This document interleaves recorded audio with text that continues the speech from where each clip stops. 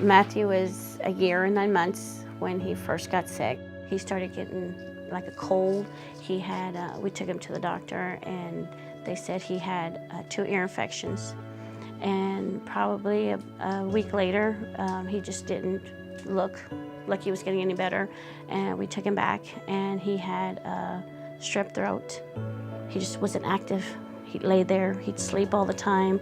And so we took him to the emergency room. As we were getting him dressed, I noticed he started twitching and having all these, shakings, and his eyes started going to a side and his mouth kind of stayed to one side. And it scared me a great deal. And I told her, I said, we'll call 911. It took about probably a couple hours before they told us that he had had a stroke. He was brought into the emergency room at Shannon actively seizing. They were able to stop the seizures, giving him several doses of anticonvulsants, but he was unconscious, looked very pale, looked really sick, and then they called me to come and take a look at him as a pediatrician and to help them decide what we needed to do from there to figure out what was going on with him and where and how we should treat him.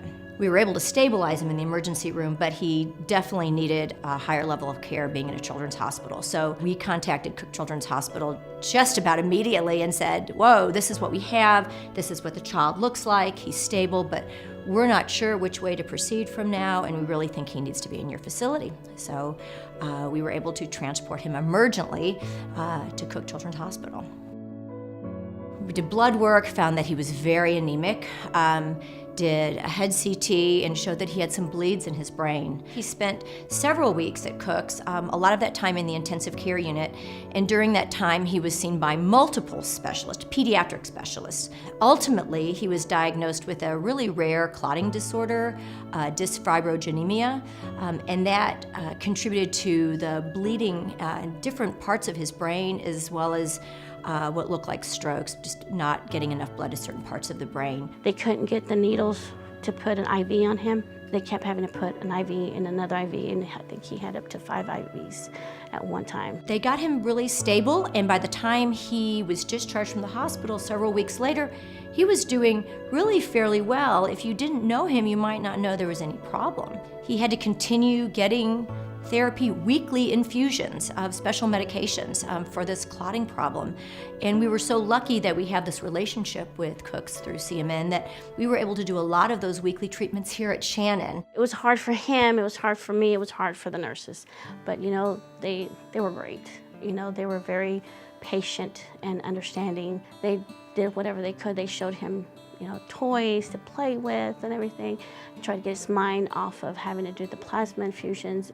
We have specialists from Cook's that come down here too, so it really cuts down on the travel time. They're really able to stay in their own community, which is nice. He does have 3 areas on his brain where he's got brain damage, but the doctors are keeping up with that to try to give him a head start, and we're going to the rehab to get him some speech therapy and some OT therapies. But it didn't matter what he went through, he always managed to smile.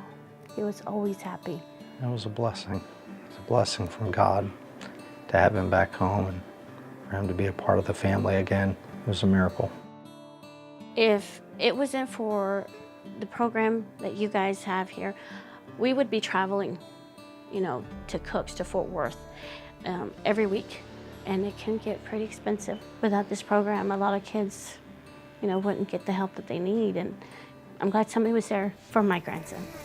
He's our gift. He's our little angel, and I couldn't see my life without Matthew. And I'm very appreciative, and all I can say is thank you.